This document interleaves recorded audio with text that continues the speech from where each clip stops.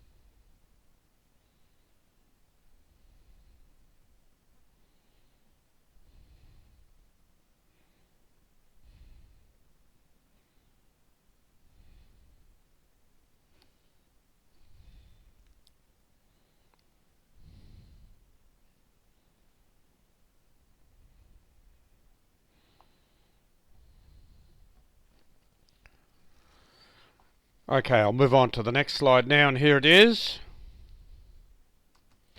Again, I'll leave it on for about a minute or so, but you can pause it or proceed whenever you want.